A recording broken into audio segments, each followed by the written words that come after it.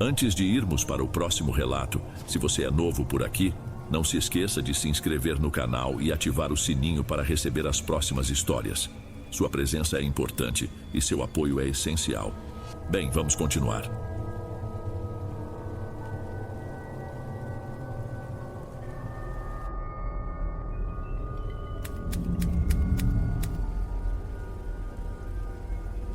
Boa noite, Dom. Decidi escrever porque acompanho seu trabalho e a maneira como as histórias são contadas me deu coragem para compartilhar algo que aconteceu comigo. Isso foi há muitos anos. Eu devia ter uns 7, talvez 8 anos de idade, mas a memória é tão forte que parece que foi ontem. Aconteceu na casa de um tio. Era uma daquelas casas de bairro antigo, com um terreno comprido e um quintal enorme nos fundos, que era mais terra batida e mato do que qualquer outra coisa. Quase todo fim de semana a família se reunia lá. Eu, meus irmãos e meus primos, principalmente o Décio, que tinha quase a minha idade. O lugar mais importante do quintal para nós era a edícula, uma casinha simples de um quarto e sala que em algum momento serviu de moradia para alguém, mas que na nossa época estava totalmente abandonada. As janelas sempre trancadas, a pintura já gasta e por dentro era só entulho e um cheiro denso que misturava poeira com mofo. Era o nosso lugar proibido. A regra principal de qualquer brincadeira era clara, reforçada por todos os adultos. Na edícula não se entra. Perigoso podia ter aranha, escorpião. A gente obedecia. Naquele dia brincávamos de esconde-esconde. O sol da tarde estava forte e o som da conversa dos adultos vinha da varanda da casa da frente, distante e abafado. Tinha chegado a minha vez de contar. Fui até o portão de ferro que dava para a rua e encostei o rosto no metal quente e comecei a contagem. E foi aí que eu ouvi. Foi um som baixo, quase um nada. Um ruído seco, como se um galho tivesse sido pisado sobre o cimento queimado, vindo exatamente da direção da edícula. Ignorei, devia ser só o vento ou algum bicho, mas aquilo por um instante me fez perder a contagem. Terminei a contagem, 50. Aquele barulho esquisito já tinha sido esquecido, trocado pela animação de começar a busca. A prioridade de qualquer criança nessa hora é achar todo mundo o mais rápido possível, não ficar pensando em estalo de galho. Mas uma coisa ficou, a direção de onde o som tinha vindo. Eu preciso ser honesto, eu era meio competitivo demais. E às vezes, um pouco trapaceiro. Não era sempre, mas a vontade de ganhar me fazia dobrar as regras de vez em quando. Naquele momento a tentação falou mais alto que a paciência. Desencostei o rosto do metal quente só o suficiente para espiar por uma fresta. Olhei para o quintal amplo. Nada perto da casa, nada atrás da mangueira. Meu olhar correu para o fundo do terreno direto para a edícula. E foi quando eu vi. Foi um movimento rápido, um vulto se esquivando para dentro da porta entreaberta da casinha abandonada. Pela altura, pelo jeito de correr meio sem jeito e principalmente pela inconfundível camiseta vermelha que ele usava naquele dia, eu não tive dúvida nenhuma. Era o 10º. Ele estava quebrando a regra principal. Fiquei com uma raiva de criança. Que pilantra. Ele sabia que não podia.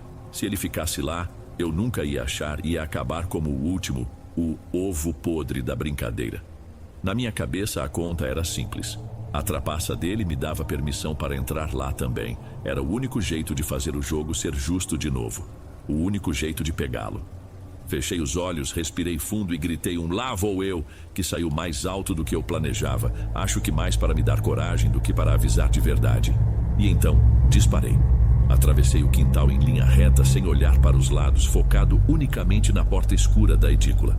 A porta de madeira rangeu baixo quando eu a empurrei. O ar que me recebeu era parado, pesado. Tinha aquele cheiro que eu mencionei, de poeira e mofo, só que muito mais concentrado. Fiquei parado na entrada por um instante, olhando para trás, para o quintal ensolarado e cheio de vida. Parecia outro mundo, um que eu estava deixando para trás. Mas a imagem do Décio trapaceando me fez seguir em frente. Por dentro, a edícula era maior do que parecia. A única luz vinha de frestas nas janelas de madeira. E esses feixes riscavam o ar pesado, iluminando a poeira que flutuava devagar. Havia móveis velhos cobertos com aqueles plásticos grossos, meio amarelados pelo tempo, que criavam vultos disformes na penumbra. Forcei meus olhos a se acostumarem com a escuridão. Foi quando ouvi um ruído de passos, muito leves, quase sem peso, vindos do único outro cômodo, um quarto à direita. Era ele. Tinha que ser. Comecei a andar na ponta dos pés, sentindo o cimento liso e frio sob as minhas sandálias. Cada passo que eu dava parecia ecoar naquele silêncio todo. Cheguei no batente da porta do quarto e espiei para dentro. Estava ainda mais escuro ali, e no canto mais afastado vi a mancha vermelha da camiseta dele. Estava de costas, agachado atrás de uma cômoda velha e sem gavetas. Eu abri um sorriso de vitória. Te peguei, pensei. Dei um passo para dentro, já abrindo a boca para gritar que ele tinha perdido. Mas alguma coisa me travou. O jeito que ele estava agachado era esquisito.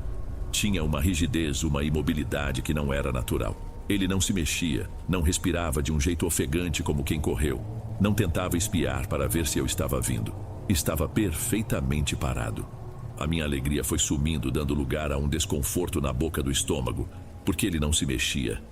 Chamei baixo, a voz quase não saiu. Décio? Nada. O silêncio pareceu ficar ainda mais grosso, e então a figura se moveu. Não foi o movimento de uma pessoa se virando ou levantando. Foi um deslize, um movimento lateral, fluido e sem som, como se ele tivesse simplesmente se arrastado para o lado para se ocultar melhor atrás da cômoda. Nessa hora, por um piscar de olhos, eu vi um pedaço do rosto dele na fresta entre o móvel e a parede. E vi um olho me encarando. Um olho que não piscava, que parecia vazio. O calor do meu corpo pareceu sumir. E foi nesse exato instante que uma outra coisa aconteceu. Uma voz, um sussurro que soou do meu lado, quase na minha orelha, vindo da sala que eu tinha acabado de deixar. Por aqui, meu corpo inteiro travou. Aquele sussurro. A voz era um fiapo, mas a semelhança estava lá. Era como a voz do Décio, mas arranhada, distorcida, como se saísse de um rádio velho e mal sintonizado. Virei a cabeça para trás, o movimento rígido e lento de volta para a sala que eu tinha acabado de cruzar.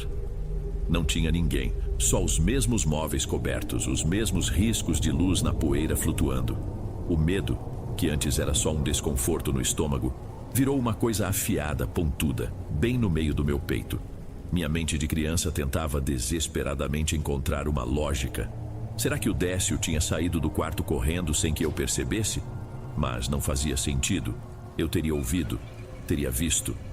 Voltei a olhar para dentro do quarto escuro. A mancha vermelha continuava lá, imóvel no canto. Aquele olho que eu tinha visto, eu ainda sentia a pressão dele em mim. A raiva voltou, se embolando com o pavor que crescia. Só podia ser ele. Era um truque para me confundir, para me fazer de bobo. Decidi que não ia mais participar daquela palhaçada. Estufei o peito, juntei o resto de coragem que eu tinha e dei 2 passos firmes para dentro do quarto. Apontei o dedo para a forma escura. Perdeu! A minha voz saiu mais trêmula do que eu queria, mas saiu alta. Eu te encontrei, Décio! Para de graça, a brincadeira já acabou! A figura não se mexeu, não disse nada. O silêncio que se instalou depois do meu grito foi denso, pesado, quase sólido. E foi nesse silêncio absoluto que uma outra voz, uma voz de verdade, soou. Ela veio da entrada da edícula, lá da porta da sala. Tá falando com quem, Adalberto? Senti um buraco se abrir no peito e minhas pernas pesaram como se fossem de concreto. Aquela voz era a voz certa do Décio. Limpa, normal, sem nenhum chiado.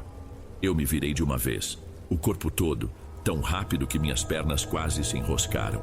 Parado bem na porta de entrada da edícula, com a silhueta recortada pela luz forte do sol lá fora, estava ele, o Décio, de pé, com a mesmíssima camiseta vermelha, com as mãos na cintura e uma cara de quem não estava entendendo absolutamente nada.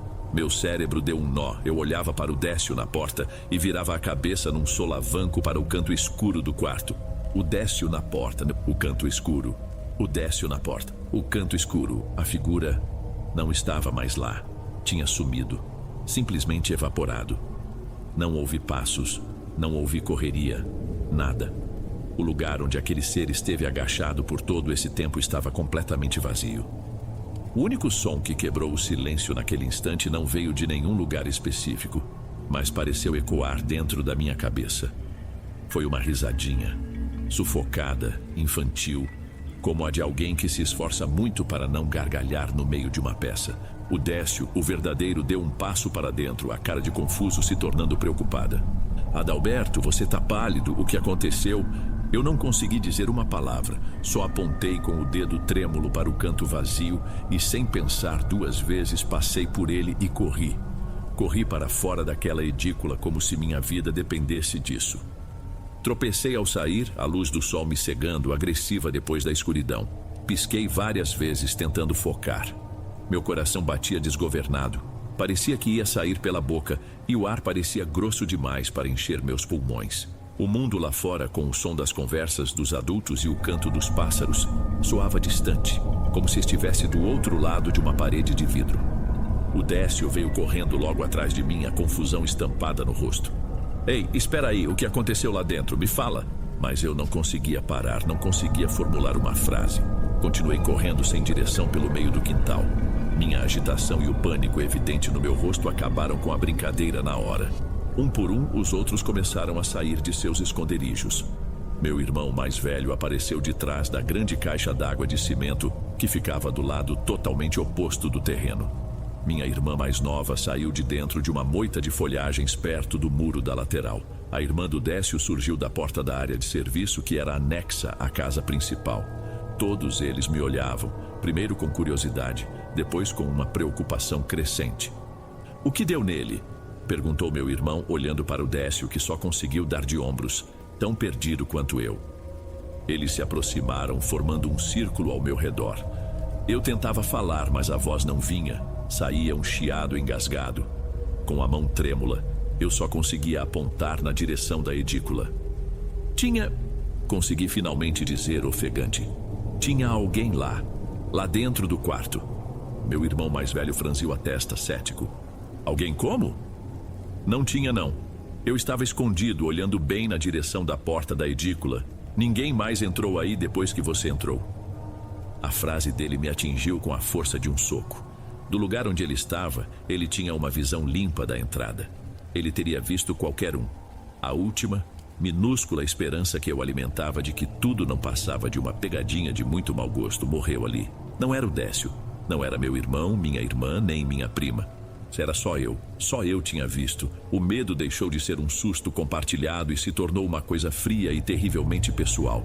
Aquilo não era sobre o jogo. Aquilo tinha sido para mim. Eles continuavam falando, mas eu já não ouvia direito. As vozes chegavam como um zumbido embolado. Minha atenção estava toda voltada para a edícula, para aquela porta escura, com um pavor crescente de que algo ou alguém pudesse aparecer ali a qualquer momento. Meu irmão, no papel de mais velho, tentou me acalmar, colocando a mão no meu ombro. Calma, Adalberto. Você deve ter visto alguma sombra, se enganou. Estava escuro lá dentro. Não era uma sombra. Minha voz saiu esganiçada, quase um grito. Eu vi. Tinha alguém lá. Ninguém ia acreditar, e sendo justo, como poderiam?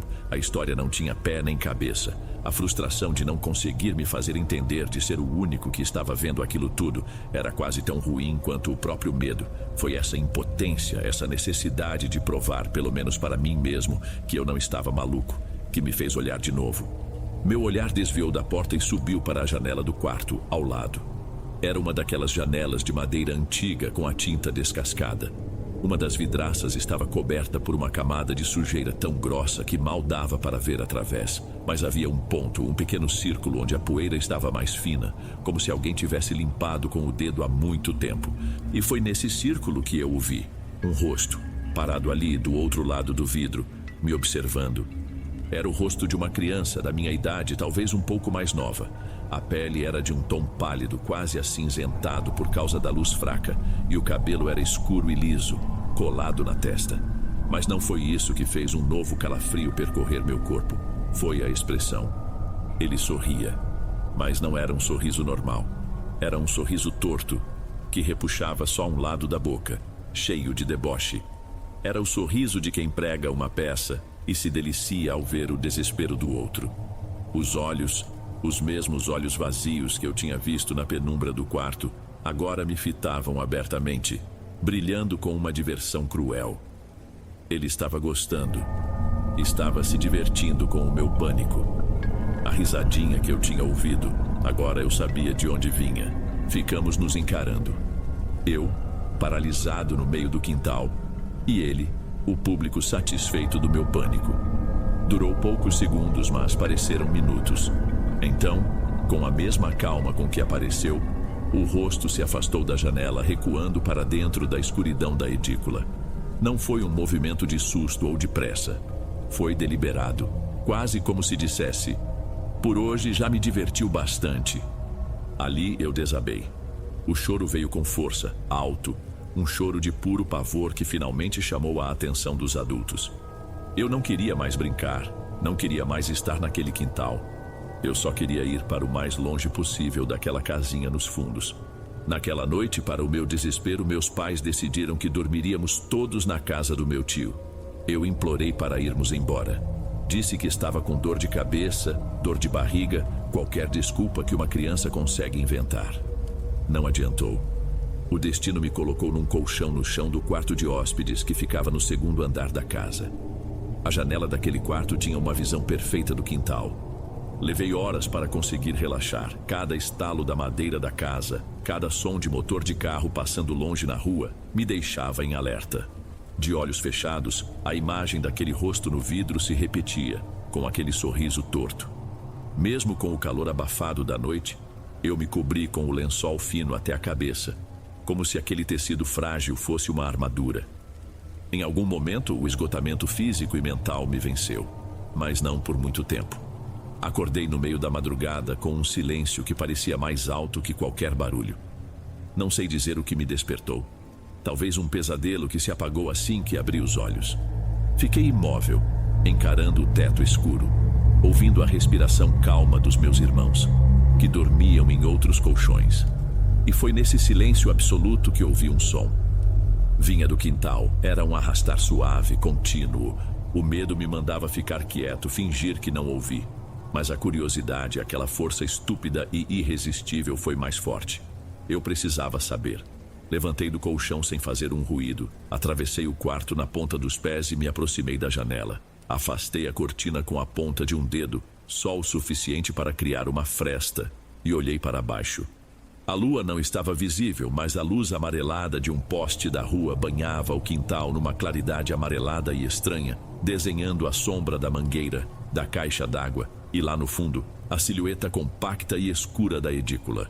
E bem no meio do pátio de terra batida, agachada, estava a mesma figura infantil. Ela não estava só parada, estava de costas para a casa, completamente absorta em alguma tarefa no chão. Forcei a vista, tentando entender. O que eu vi fez um tipo diferente de arrepio subir pela minha espinha. Com o dedo indicador da mão direita, a figura desenhava lentamente um círculo na terra. Um círculo quase perfeito. Assim que terminava, começava outro, ao lado do primeiro, com uma paciência e uma concentração que não era humana. Era um ritual silencioso, metódico e sem sentido. Fiquei ali, paralisado, observando aquela cena bizarra. De repente, no meio de um traço, o dedo dela parou. A figura inteira congelou. A cabeça continuou baixa, mas eu soube. De alguma forma inexplicável, eu senti. Ela sabia que eu estava ali. Tudo ficou imóvel por um segundo. Então, muito devagar, a cabeça dela começou a girar por cima do ombro. O movimento era fluido, sem pressa. O rosto foi virando na minha direção, subindo o olhar pelo terreno até que aqueles olhos vazios encontraram a minha janela. Encontraram os meus. Dessa vez não havia sorriso.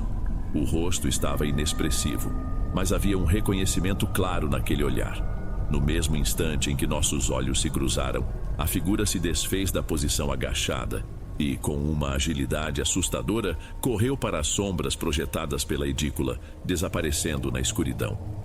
Recuei da janela de uma vez, a cortina balançando, e me atirei de volta ao colchão, me enfiando debaixo do lençol com o coração martelando na garganta. Passei o resto daquela noite em claro, encolhido no colchão, esperando o amanhecer como quem espera por um resgate. Cada minuto se arrastou. Quando os primeiros raios de sol finalmente pintaram uma fresta de luz na cortina, eu levantei e fui para o quarto onde meus pais estavam. Contei tudo para a minha mãe. Despejei a história inteira, começando pela minha trapaça no esconde-esconde, a figura no quarto, a risada, o rosto zombeteiro na janela e, por fim, a cena horrível no quintal durante a madrugada. Falei tudo entre soluços, esperando que ela dissesse que foi só um sonho ruim. Mas ela não disse. Ela me ouviu em silêncio, com uma expressão séria que, de certa forma, me deu mais medo ainda. Ela acreditou em cada palavra. Preocupada, minha mãe chamou meu tio e, em voz baixa, contou a ele o que eu tinha visto. Meu tio não acreditava muito nessas coisas, mas a apreensão genuína dela o fez levar a história a sério. Eu fiquei na varanda com a minha mãe, observando de longe enquanto ele caminhava a passos largos até a edícula. Ele abriu a porta e entrou. Nós o vimos se mover lá dentro, uma sombra passando pelas janelas empoeiradas. Ele demorou um tempo, depois saiu e deu uma volta completa pelo terreno, examinando o chão, o muro, procurando por pegadas, por qualquer sinal de invasão. Ele voltou alguns minutos depois, limpando a poeira das mãos e balançando a cabeça. Não tem absolutamente nada, ele falou direto para a minha mãe. Nenhuma pegada que não seja a dos meninos. A cerca está intacta, o portão dos fundos trancado por dentro. É impossível alguém ter entrado ou saído daqui. Aquelas palavras deveriam ter me aliviado, mas tiveram o efeito contrário. Elas eram a confirmação final, o carimbo no meu medo. O que eu vi não precisava de portas ou cadeados para entrar. Nós fomos embora naquele mesmo dia. Eu nunca mais consegui olhar para aquele quintal da mesma forma. Com o tempo, a história foi se tornando uma anedota de família. Aquela vez que o Adalberto viu coisas. Mas para mim nunca foi só isso. Por anos tive pesadelos com aquele sorriso torto e com a imagem daquela figura desenhando círculos na terra. Até hoje, com 30 anos de idade, quando estou sozinho em um lugar muito quieto, ainda me vem aquela sensação de estar sendo observado. E eu nunca mais senti prazer em ganhar qualquer jogo usando de atalhos. Sempre fica um receio, uma paranoia de que, se eu trapacear, posso atrair aquele tipo de atenção de novo. Aquela coisa na casa do meu tio ficou comigo para sempre. Até hoje não sei se ela pune quem quebra as regras, ou se simplesmente gosta de quem está disposto a jogar um jogo diferente. Ela me ensinou, da pior maneira, que existem outros tipos de jogadores, e eles não seguem as nossas regras.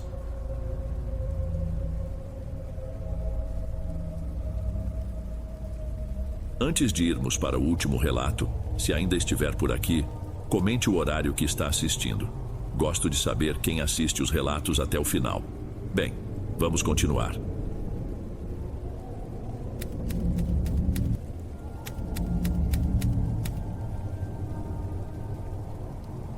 Meu nome é Tadeu. A história que eu vou contar não é daquelas de ouvir antes de dormir, mas é uma que precisa sair. Aconteceu faz alguns anos, quando eu tinha 17, e meu irmão mais novo, o Eliezer, tinha acabado de fazer 7. A gente morava numa daquelas ruas que são a fronteira do bairro. Depois da nossa casa, o asfalto acabava, e o que se abria era um descampado, com uns terrenos vazios que o pessoal usava de atalho. Era um lugar que tinha uma sensação de segurança que não era bem real. Sabe como é?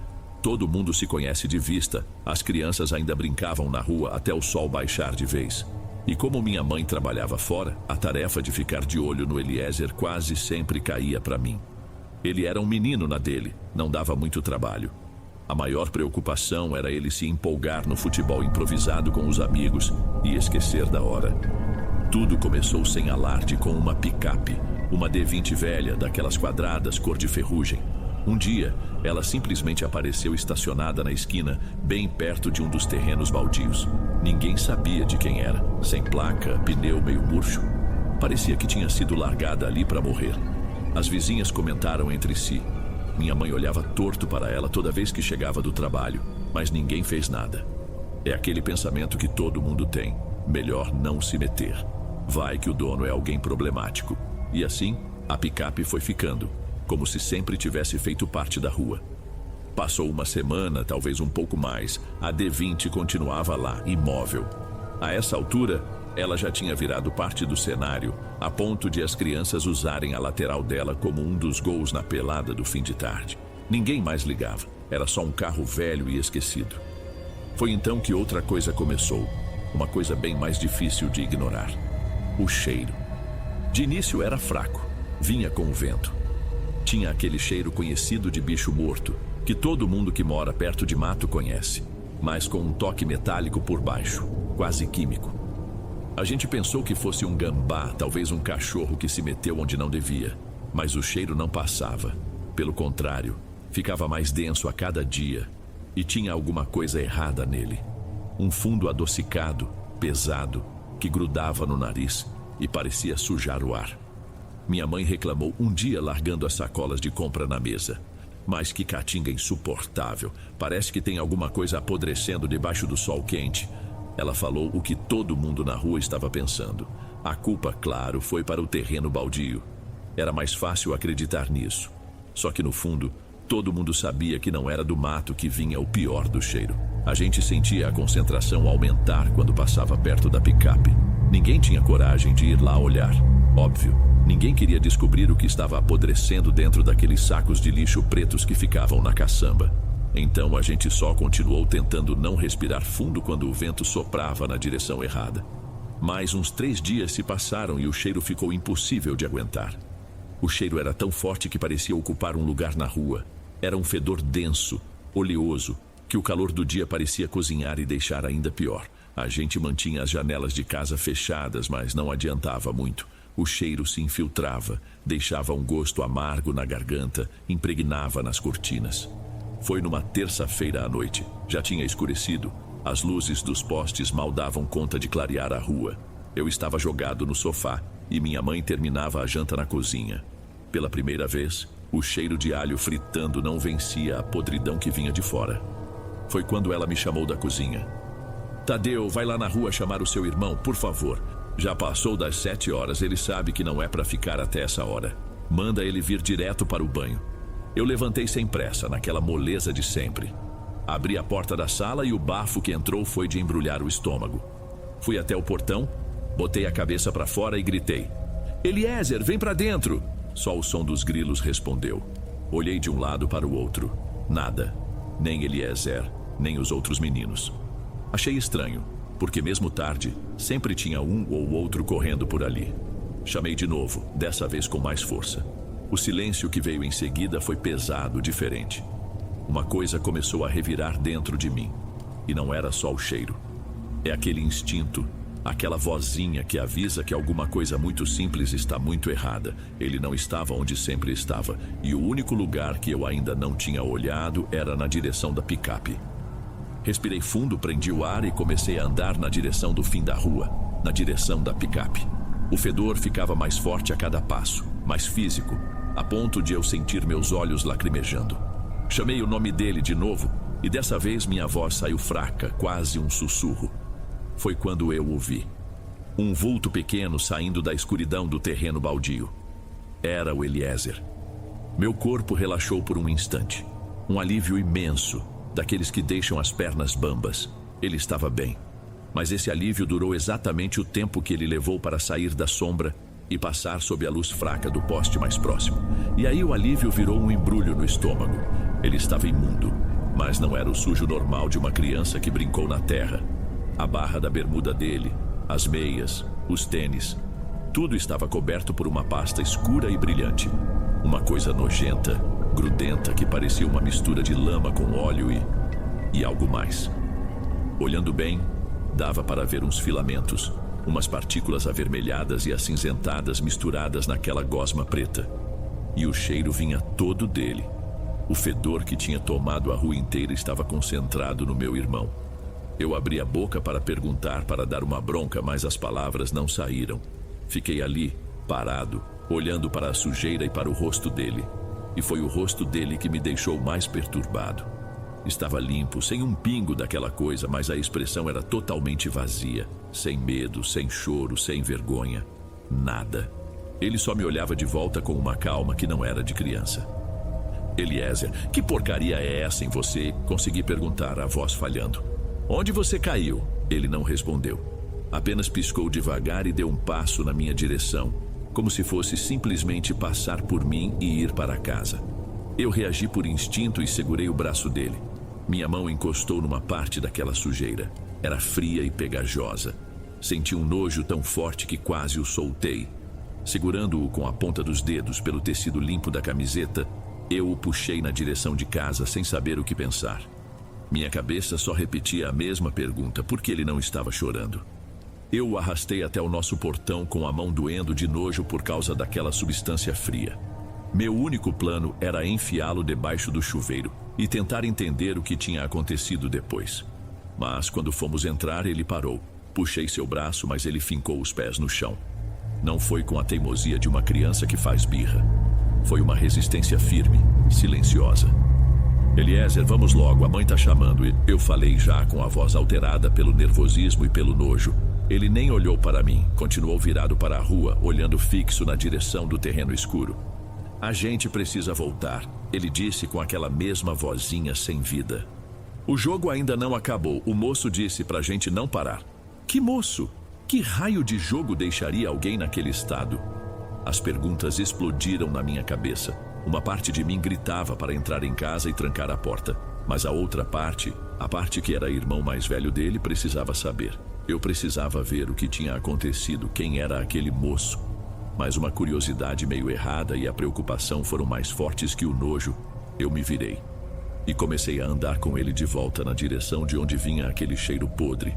Quanto mais a gente se aproximava, mais eu ouvia os sons. Eram sons de crianças brincando, mas abafados, sem a gritaria normal. E tinha outro barulho, um baque surdo e úmido, que se repetia a cada poucos segundos. Chegamos na entrada do terreno. O campo improvisado estava iluminado só pela lua cheia. E lá, no meio, estavam os outros meninos. Uns 5, 6 deles, todos da nossa rua, correndo, passando a bola um para o outro. Meu cérebro demorou alguns segundos para processar o que meus olhos estavam vendo. A coisa que eles chutavam não era redonda o suficiente. Rolava de um jeito irregular, desengonçado. Um dos garotos, o filho do seu Valdir, deu um chute mais forte. A coisa voou baixo, girando lentamente no ar. A luz da lua bateu nela por um instante, e foi aí que eu vi. Vi o cabelo escuro e sujo de terra, o contorno de uma orelha, um buraco onde deveria haver um olho, o formato de uma cabeça humana. Não tinha erro. O ar simplesmente desapareceu dos meus pulmões. Meu corpo inteiro ficou rígido, mas minha mente disparou. As crianças, elas não viam. Elas corriam atrás daquilo com o foco e a seriedade de uma final de campeonato. O horror da cena era tão grande e tão fora de qualquer lógica que parecia uma alucinação. E então, eu o vi. Encostado na traseira aberta da D20, estava ele. Um homem alto de silhueta magra, usando roupas escuras e um chapéu que mergulhava seu rosto na sombra. Ele estava perfeitamente imóvel, uma quietude tão absoluta que parecia errada, como se fosse uma figura recortada no escuro. Ele apenas assistia, o chefe daquela brincadeira macabra. Foi só então que eu entendi. O pior do fedor não vinha dos sacos ou da picape. Era ele. O cheiro parecia vazar daquela figura escura. Nesse momento, Eliezer puxou a manga da minha camisa. Olhei para baixo, para o meu irmão. Os olhos dele brilhavam com uma excitação que senti um calafrio diferente. Ele abriu um sorriso, mostrando os dentes pequenos. Vem brincar, Tadeu. O moço disse que você também pode. O sorriso do meu irmão foi o estalo que meu cérebro precisava. O choque que me prendia ao chão se quebrou e o pavor bateu com tanta força que me deu adrenalina. Um pavor que me deu força. Eu não pensei em mais nada, só em tirar ele dali. Agarrei o braço do Eliezer com uma violência que não era minha e o puxei para trás, para longe daquela cena. Ele resistiu, choramingando baixo, falando coisas desconexas sobre o jogo, sobre o moço, mas eu não escutei, eu só o arrastava. Foi nesse momento que ouvi a voz da minha mãe gritando nossos nomes. Ela vinha correndo pela rua e atrás dela outros pais. O pai do Paulinho, a mãe da Tatiane, o seu Valdir. A demora das crianças tinha feito todo mundo sair de casa ao mesmo tempo. A primeira reação deles foi a mesma que a minha: alívio. Mas, assim como aconteceu comigo, o alívio se desfez no ar. A mãe da Tatiane foi a primeira a entender o que estava acontecendo no campo. Ela não gritou alto. Foi um som sufocado de puro horror que fez todos os outros olharem na mesma direção. E então, um a um, eles viram. O caos começou de verdade. Mães correndo na direção dos filhos, puxando-os. Pais gritando coisas sem sentido. As crianças, agora que a atenção dos adultos estava sobre elas, pareciam despertar de um sonho. Olhavam para as próprias mãos sujas, para o objeto caído na grama e começavam a chorar, confusas. No meio daquela confusão de choro e gritos, todos os olhos se voltaram para a única figura que permanecia calma. O homem. Ele continuava lá, encostado na picape, uma estátua de silêncio no meio da gritaria. Ninguém ousava chegar perto, ninguém exceto o seu Sebastião, um vizinho nosso já bem idoso, que morava na casa da esquina. Enquanto todos se afastavam, ele começou a andar para a frente. Devagar, apoiado na sua bengala, ele foi na direção daquele homem. Ele não parecia querer brigar, não parecia querer nada. Ele só andava, com uma expressão de incredulidade no rosto, como se precisasse ver de perto para acreditar no pesadelo. Quando seu Sebastião chegou a uns 5 metros da picape, a imagem do homem começou a tremer. Foi a coisa mais bizarra que eu já vi. A silhueta dele tremeu, como o ar tremeluz sobre o asfalto quente. As bordas do seu corpo perderam a nitidez, ficaram transparentes. Num piscar de olhos, ele se desfez no ar. Não houve fumaça, não houve luz. Ele simplesmente deixou de estar ali. O lugar onde ele estava ficou vazio. O cheiro daquela coisa, no entanto, ficou mais forte e presente do que nunca. Depois que o homem sumiu, um silêncio pesado caiu sobre a rua, preenchido apenas pelo choro assustado das crianças. Nós, os adultos, ficamos ali parados, olhando para o espaço vazio perto da picape e depois uns para os outros. Ninguém dizia nada. A gente só buscava no rosto do vizinho a certeza de que não estávamos todos loucos. A gente viu, certo? Aquilo aconteceu mesmo. O pai do Paulinho, que sempre foi um sujeito mais prático, foi o primeiro a se mexer. Pegou o celular do bolso, o rosto pálido e suado sob a luz do poste. Ouvi quando ele ligou para a polícia. A voz dele tremia ao tentar explicar a situação. Ele falou da picape, falou que as crianças estavam assustadas, que tinha um tumulto. Ele não conseguiu falar da cabeça, nem do homem que se desfez no ar. E quem conseguiria? Soaria como um trote de mau gosto. A viatura levou quase meia hora para chegar. As luzes piscantes varrendo as frentes das casas davam um ar de filme para a cena. Uma urgência que já tinha passado. O terror agora era quieto, interno. 2 policiais desceram do carro com a expressão cansada de quem já viu de tudo, mas ficou claro que eles nunca tinham visto nada parecido com a gente naquela noite.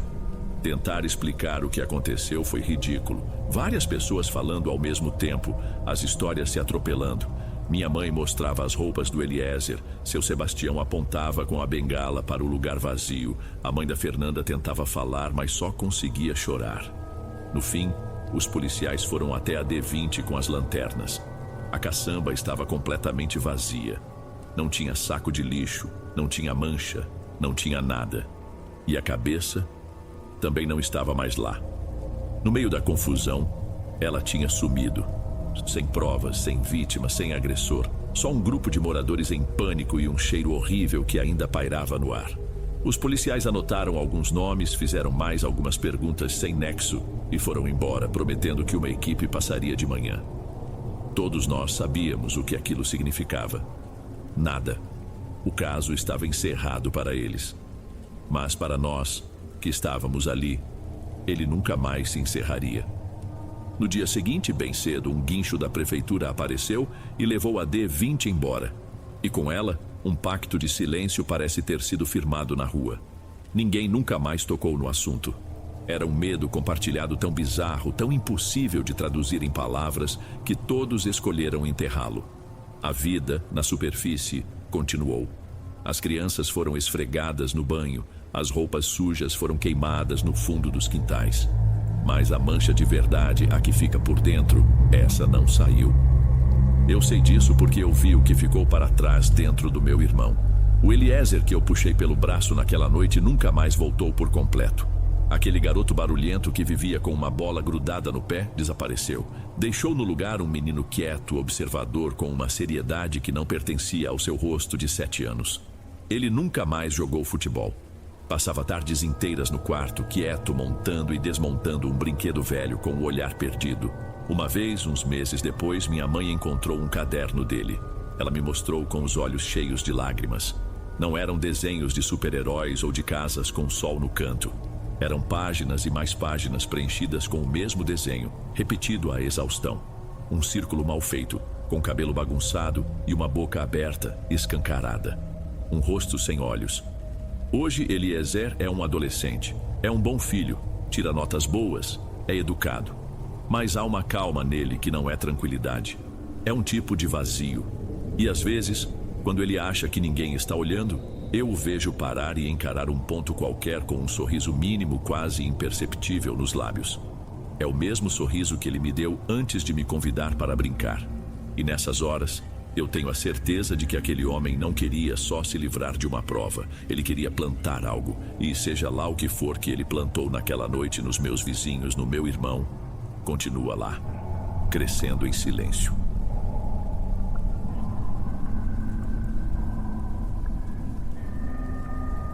Ei pessoal, obrigado por ouvirem.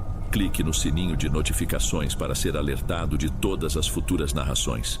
Lanço vídeos novos todos os dias por aqui. Espero te ver nos próximos. Agora na tela vou deixar outros 2 bons vídeos que sei que irão gostar. Te vejo por lá.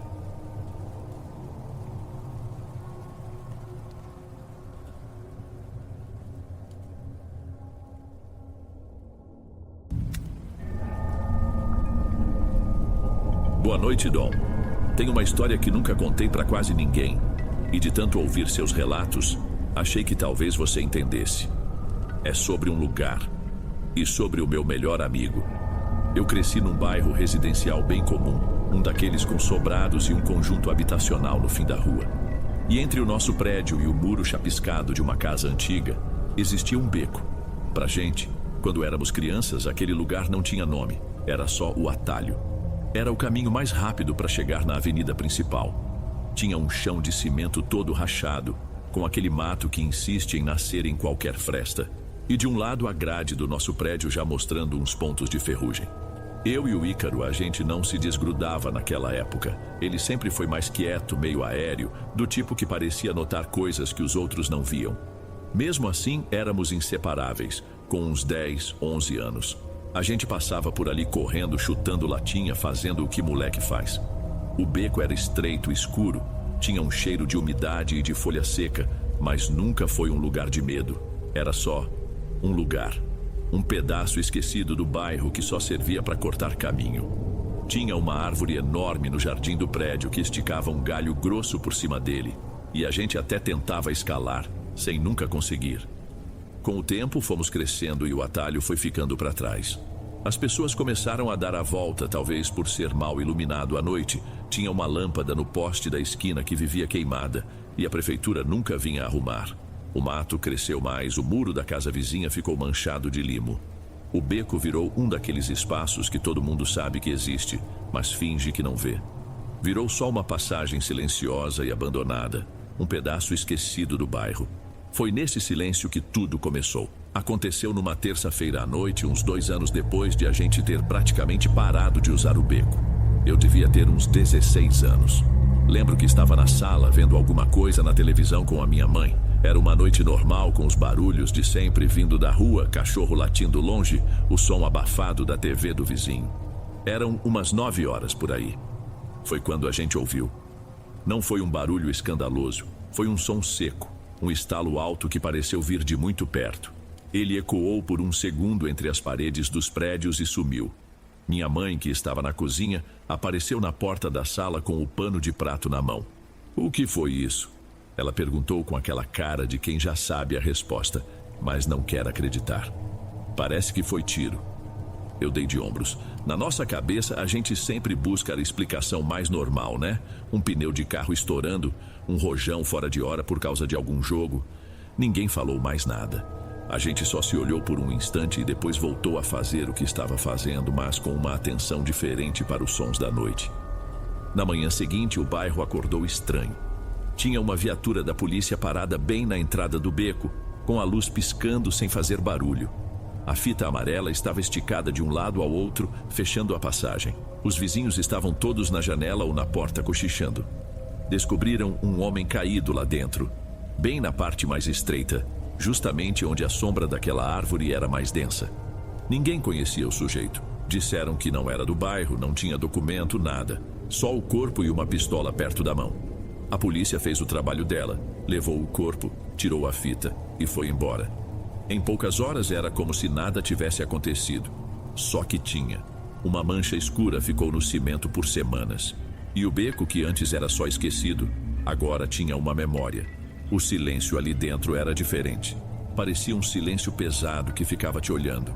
A vida seguiu como sempre segue, mas o beco virou um tabu. Ninguém mais cortava caminho por ali, nem de dia. As pessoas preferiam andar um quarteirão a mais, sem nem comentar o porquê. Era um desvio silencioso, um combinado que ninguém precisou falar. Todos, menos o Ícaro. Foi aí que as coisas começaram a ficar estranhas de verdade, pelo menos para mim. Eu comecei a notar que ele ia para lá, não para passar, mas para ficar. Eu via da janela do meu quarto, que dava para os fundos do prédio. Ele ficava parado ali, às vezes por quase uma hora, só olhando para o muro, para a mancha no chão que a chuva demorava a lavar. No começo eu não entendi. Achei que era só uma curiosidade meio esquisita, sei lá. Mas virou um hábito. Todo fim de tarde ele estava lá. Um dia eu desci e fui falar com ele. "O que você tanto faz aqui, cara?" Perguntei, parando na entrada do beco, sem a menor vontade de entrar. Ícaro se virou devagar. Ele parecia mais magro e o olhar dele estava diferente. Tinha uma coisa estranha ali. "Nada, só pensando." Ele respondeu com a voz meio baixa. "Pensando aqui? Nesse lugar? Ficou maluco?" Insisti, sentindo um desconforto só de olhar para dentro daquele corredor estreito. "Aqui é quieto, dá para organizar as ideias", ele disse, mas não parecia convincente. Nem ele parecia acreditar naquilo. O problema, Dom, é que não era só quietude que tinha ali. Eu sentia. Depois daquele dia, o lugar ficou pesado. Passar na frente me dava uma sensação ruim, um aperto no peito, uma ansiedade que vinha do nada. Era como se o ar fosse mais denso. E o Ícaro não só passava por lá, ele ficava lá dentro, de pé, como se estivesse esperando alguma coisa. Ele começou a mudar. Na escola ficava mais quieto, aéreo. Em casa, a mãe dele vivia reclamando que ele mal comia, que só queria ficar trancado no quarto. Eu tentava chamar ele para sair, para jogar bola, qualquer coisa, mas ele sempre dava uma desculpa. E no fim do dia, lá estava ele de novo. Ele parado lá no escuro do beco, parado lá, naquele silêncio esquisito. Passaram-se uns 3 meses assim, eu cada vez mais preocupado e o Ícaro cada vez mais distante. A mãe dele me ligava às vezes perguntando se eu sabia de alguma coisa, se ele tinha se metido com gente errada. E eu não sabia o que responder, como eu ia explicar que o problema do filho dela era um pedaço de concreto e sombra. E foi aí que eu tive certeza que não era coisa da minha cabeça. Numa manhã de sábado, a gritaria no prédio começou cedo. Era um corre-corre, gente apontando da janela, o som de uma sirene se aproximando de novo. Eu corri para a minha janela e olhei. Foi ali que o desespero bateu de verdade. Pendurado no galho daquela árvore, o mesmo galho que a gente tentava alcançar quando era moleque, havia um corpo. Era só uma silhueta contra a luz fraca da manhã, balançando muito de leve com o vento. Outro desconhecido. Disseram depois que era um rapaz novo, de uns 20 anos. Dessa vez o medo no bairro virou pânico. Não era mais só um caso isolado, uma tragédia. Agora era um padrão. O beco não era só um lugar onde uma coisa ruim tinha acontecido.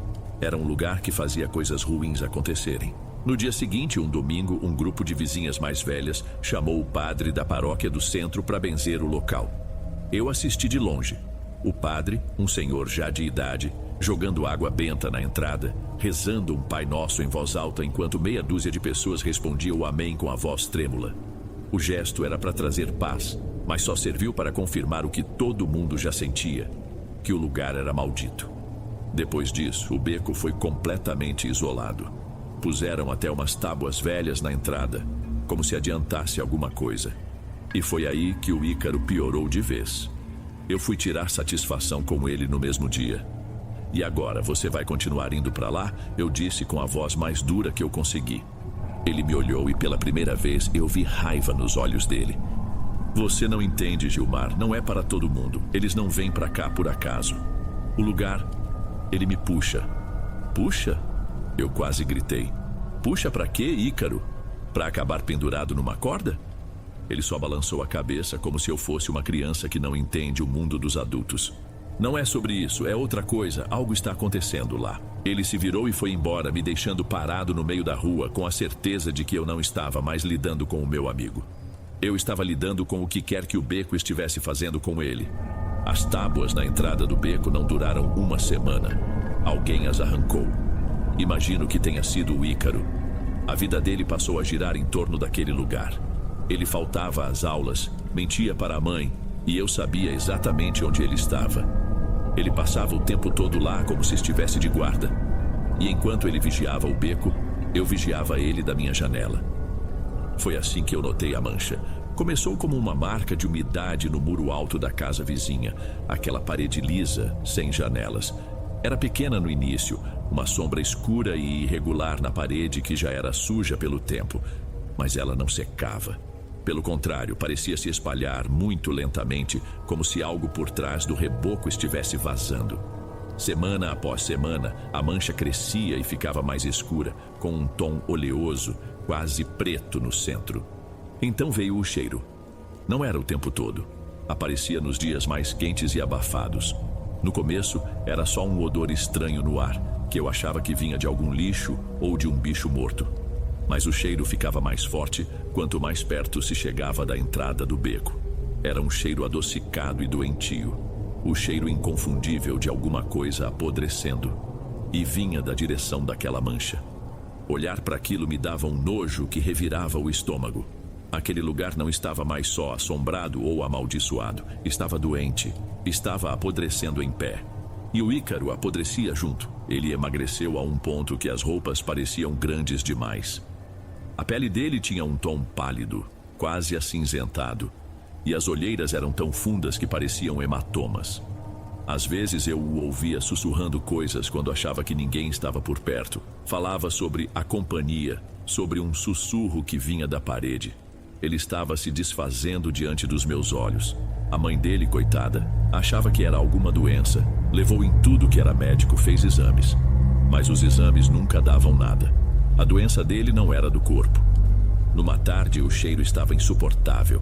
Fui até a entrada do beco, o estômago revirando, e olhei lá para dentro. Ícaro estava lá, de costas para mim, com a mão espalmada sobre a mancha escura no muro. Ele não se mexia. Estava completamente parado, como se estivesse ouvindo algo do outro lado da parede. Naquele momento eu entendi. Não era uma coincidência.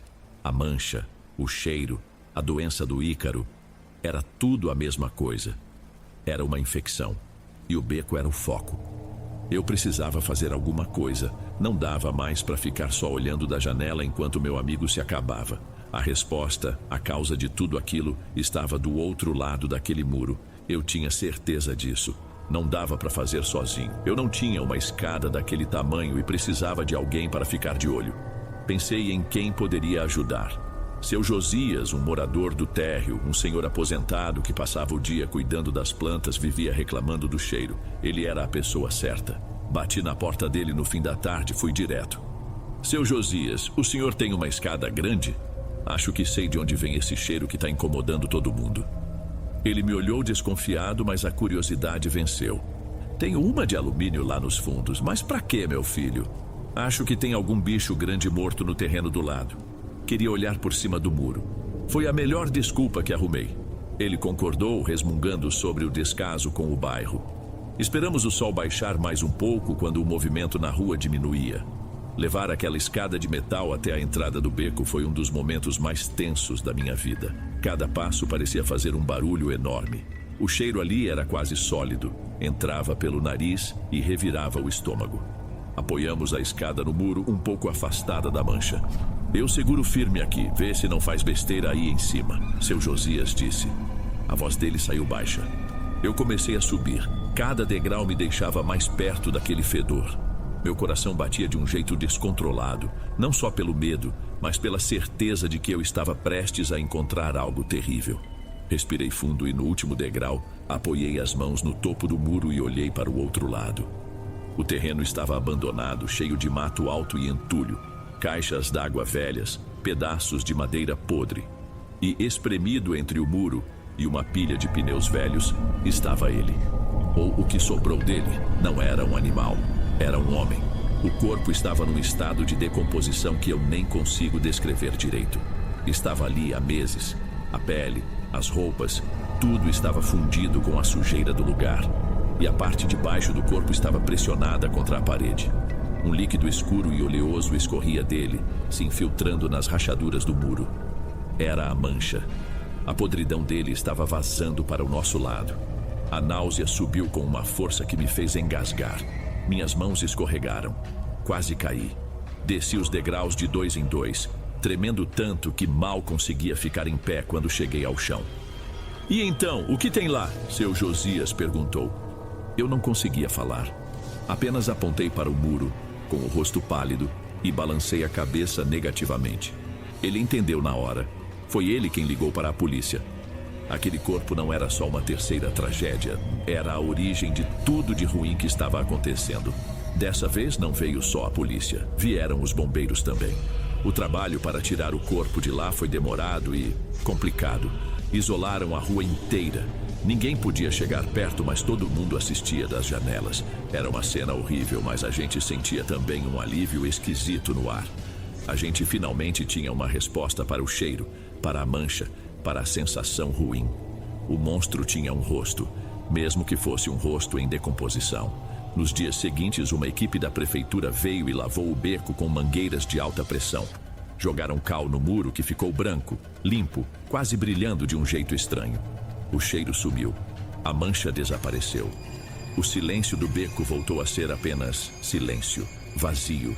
Pela primeira vez em meses, parecia que a gente podia respirar de novo. E por um momento, Dom, eu tive esperança. Uma esperança estúpida. Achei que com a fonte da podridão removida, o Ícaro ia voltar ao normal. E nos primeiros dias, ele pareceu melhorar. Saiu do quarto, comeu na mesa com a família, até me ligou para saber o que tinha acontecido direito. A voz dele parecia a de antes, a do meu amigo. Eu me agarrei àquela melhora com todas as minhas forças. Pensei, acabou, a gente conseguiu. Mas não tinha acabado. O problema já estava dentro dele. O adubo tinha sido removido, mas aquilo que o beco plantou na cabeça dele já tinha criado raiz. A melhora durou menos de uma semana. Depois ele regrediu. Só que pior. Antes, ele era atraído pelo beco. Agora, a coisa que morava no beco parecia morar dentro dele. Ele se trancou de vez. Não falava mais da companhia ou dos sussurros da parede. Ele só ficava em silêncio, balançando para frente e para trás na cama, os olhos fixos num ponto invisível na parede do próprio quarto. A família tentou de tudo. Internaram ele numa clínica de repouso, um lugar calmo, longe da cidade. O diagnóstico foi depressão profunda. Mas eu sabia que não era só isso. O que ele tinha não tinha nome de doença. Eu o visitei uma única vez. Ele estava sentado num banco de jardim, olhando para o nada, magro, pálido. Chamei o nome dele. Ele virou o rosto para mim, mas o olhar estava vazio. Foi como olhar para uma casa onde as luzes estão acesas, mas não tem ninguém morando. Ele estava lá, mas não estava. O meu amigo já tinha ido embora há muito tempo. O que o beco queria dele, ele já tinha tirado. Isso tudo aconteceu há quase 10 anos. Eu me mudei daquele bairro assim que pude, mas meus pais ainda moram no mesmo apartamento. Às vezes, preciso ir até lá.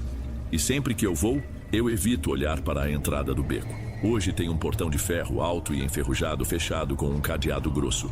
Ninguém nunca mais passou por ali. O atalho morreu de vez. O Ícaro morreu na clínica uns 6 meses depois que eu o visitei.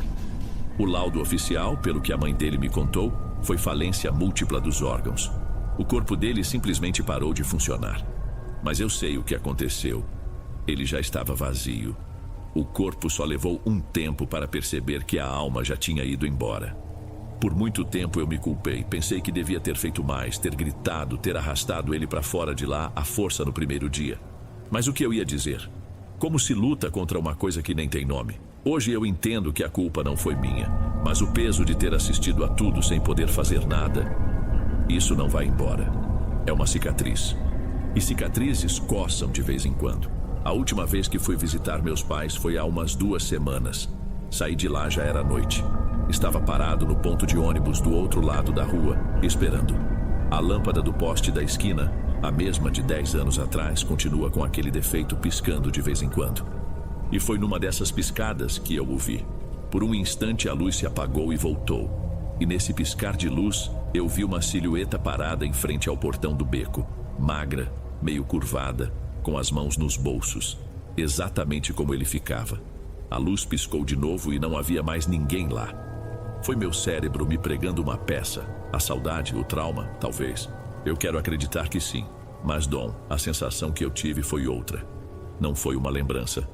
Foi como ver alguém esperando para entrar em casa, mas que esqueceu a chave. Acho que o Ícaro não assombra o beco. Ele virou parte daquele silêncio, daquela lembrança podre. E está lá, esperando. Essa é a história que eu precisava contar. Porque, desde aquela noite, eu voltei a olhar para as sombras com um pouco mais de cuidado.